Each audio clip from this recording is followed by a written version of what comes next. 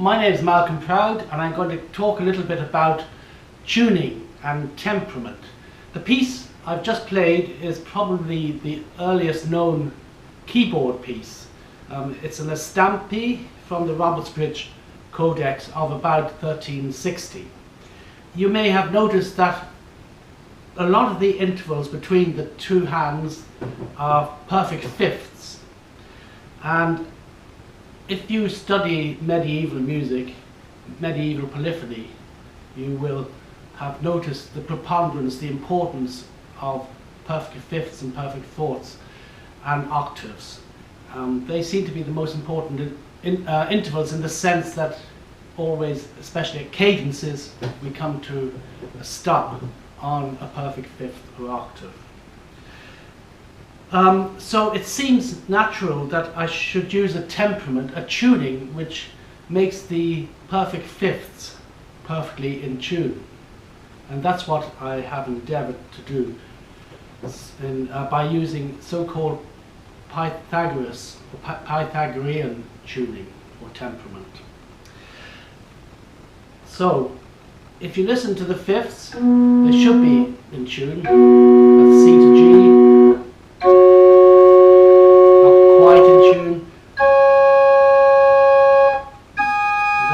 Down in perfect fourths, because obviously a perfect fourth is a perfect fifth upside down. Now, I think everybody can hear that is a rather nasty perfect fourth, and it's obviously, when I turn it upside down and make it into a perfect fifth, an edgy vibration. And that is because we have to make a compromise at some point. We discover that if we tune in perfectly and tune the perfect fifths, we will eventually get to a point where it simply doesn't work. So if I were to tune in perfect fifths, going up a keyboard, make all those intervals perfect, and then go down C sharp, G sharp, D sharp, A sharp, E sharp, B sharp, we would discover that that B sharp at the end is definitely not in tune with the original C, even though on the keyboard they look identical. B sharp and C are the same note, or so they look. But of course, when you work it out mathematically, you discover that that B sharp is too high to be in tune with the original C. So we have to make a compromise, and that's why we talk about tempering the scale. And when the piano tuner comes along and tunes your upright or tunes the concert Steinway for piano recital, he makes all the fifths slightly narrow, all the perfect fifths slightly narrow, or conversely all the perfect fourths slightly wide, just so that everything becomes equal, all the fifths become equally out of tune, if you like. So, but they thought of it differently, because this music from the 14th century, which I've just played, requires perfect fifths that should be in tune. They're the most important interval, the perfect fifths. Then it seems natural that we should use this Pythagorean tuning or temperament. I'll just play it once again.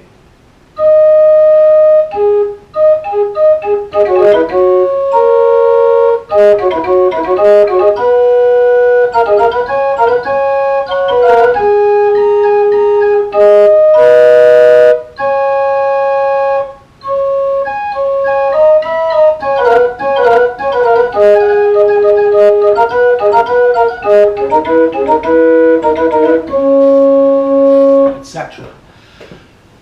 So that's music from the 14th century. If we go on to music of a rather later period, say 16th century, Renaissance music in other words, we are experiencing music, the composers are writing music in which the third, especially the major third, becomes much more important. So therefore, the tuning or temperament we should use should favour the major thirds. Now once again, that is not good work always, because if we were to tune C to, I just changed the register, C to E, which is a major third, and made that perfectly in tune. Likewise, E to G sharp, making that a perfectly in tune major third, and then G sharp to B sharp. Well, we would discover that that B sharp is actually too low when it's compared with the original C. So three major thirds on top of each other are not, if they're perfectly in tune, are not in fact going to match when you compare the C, play the C with the B sharp. So again, compromise. And so composers in the 16th century, even the 17th century, they tended not to write pieces of music in a lot of sharps or a lot of flats in the key signature. And they kept to A minor, G minor, G major, C major, the keys with the least number of sharps and flats. So if the tuner could tune so the major thirds in those keys were in tune, then everybody was happy. I'm going to play this Ground by Orlando Gibbons, so we're talking about music written around about 1600, early 1600s. This is called so-called mean tone tuning.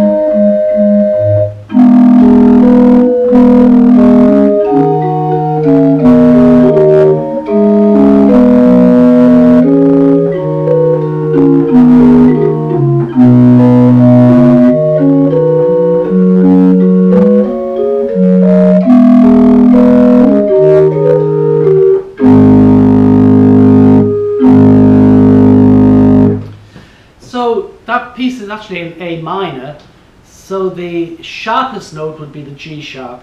You can hear that's a very nice major third. That's F to A, that's nice as well. G to B is nice. A to C sharp is nice. But if I play, for instance, B to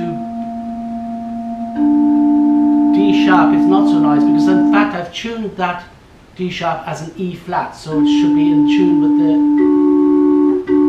G. So that's nice. This is a bit nasty. And that's because E flat on the whole is more useful. More pieces of music of this period require the E flat than the D sharp.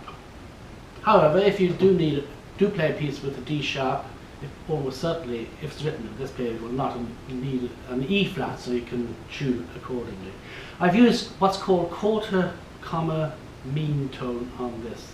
You may remember a few minutes ago I was talking about if you tuned in perfect fifths all the way up the keyboard, making all the fifths perfectly in tune, the top B sharp would be out of tune with the original C by what we call a Pythagorean comma. And so quarter comma means that the fifths in this case are tuned a quarter of a comma now.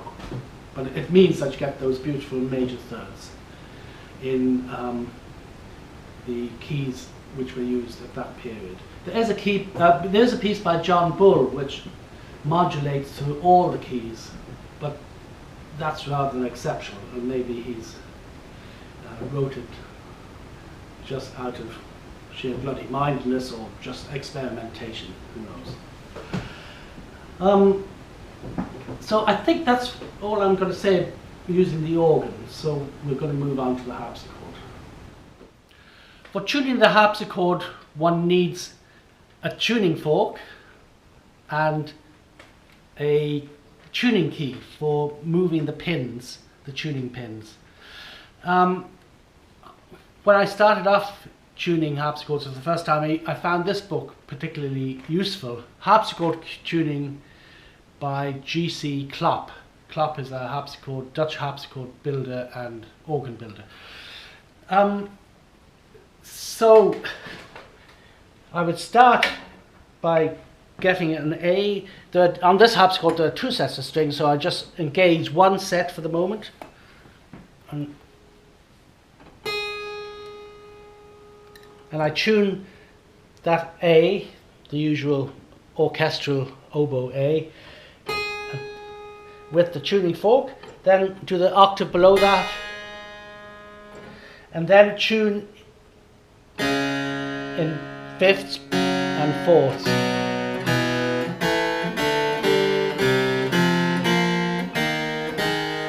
To go back to the A. So it all depends on what temperament you use, what system.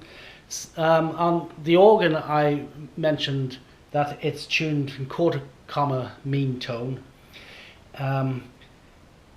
This harpsichord I've tuned in 6 comma mean tone, so it's the major thirds which were so beautiful on the organ, at least the major thirds in the most commonly used keys, are slightly wide in this 6 comma mean tone tuning, but they still have a certain pureness, purity and beauty.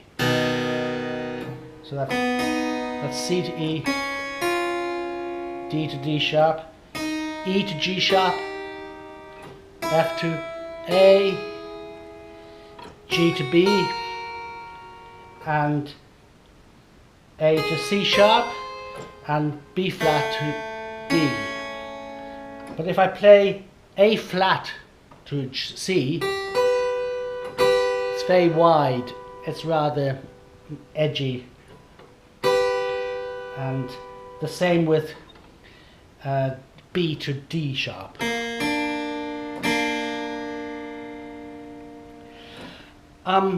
This tuning, 6 comma mean tone tuning, seems to have been invented in inverted commas by Silbermann, the famous organ and harpsichord builder living the time round about the time of Bach. So what I'm going to do is play a piece by Bach using this tuning. It's in B flat major. It's the first movement of the first partita.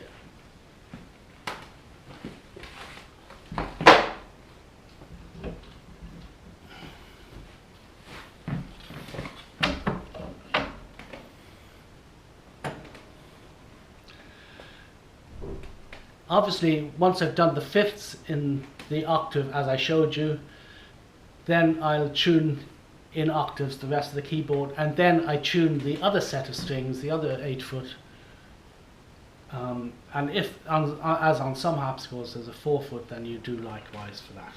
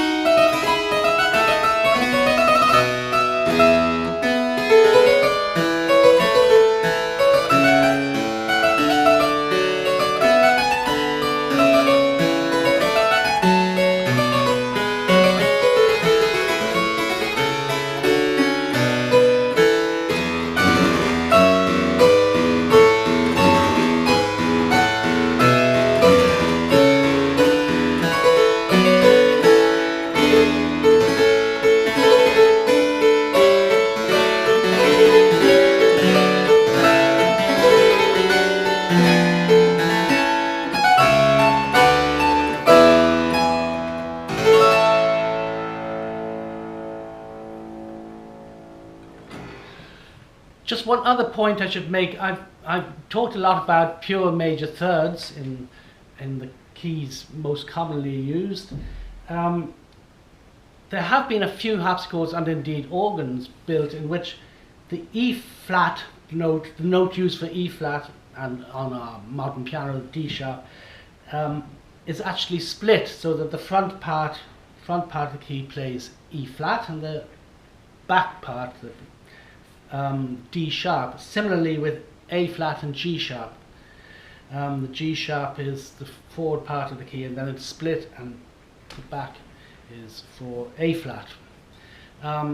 The Antonati organ in Mantua is a case in point.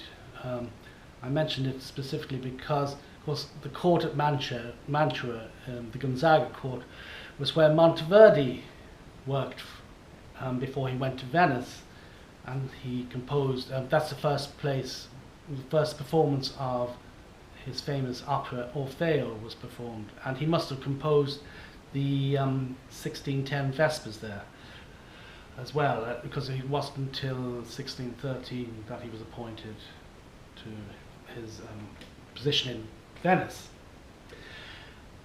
But such keyboards, you can imagine, with some of the keys, some of the black keys split, are a bit cumbersome to play. The piece, this Preludium by Bach, is in B flat major, so the two main flats are B flat and E flat, and but there are a few A flats in it, which are, in this tuning, it's more, it's closer to, it's a G sharp rather than an A flat. It's a bit edgy, but in the context of this music you don't actually notice it, and maybe Bach and other composers at the time actually used these slightly alien or strange notes in the tuning to enhance the expressive content of the music. So I'll just play the very end of that, the last 3 bars. Once again. Now that's an A flat in the bass. If I dwell on it, you can hear that it's not perfectly in tune, but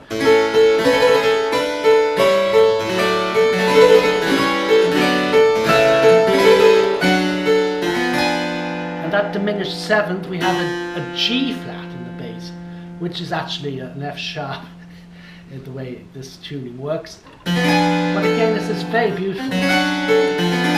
Expressive. So I think it's important to realise that composers used these slightly chromatic, alien notes, if you like, alien to the key, as an expressive device.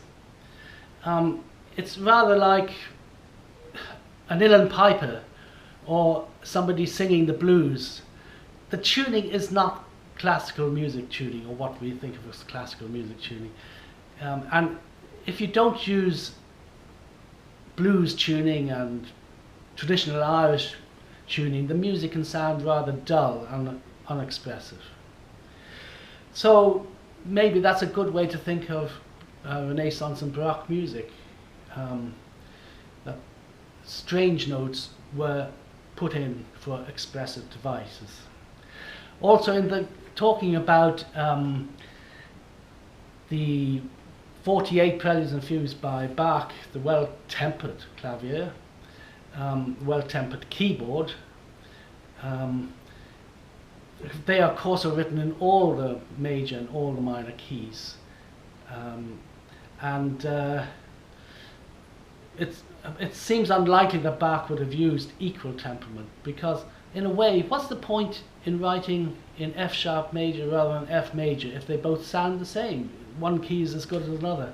So I don't think mean tone tuning would have been used, had Bach had in mind, because that would have been a bit extreme. That's F sharp major, whereas F major is much purer, much warmer, if you like. So that's about it. As the 18th century went on, music became more chromatic, went to needed keys which used a greater number of sharps and flats, so the tendency is to head towards equal temperament.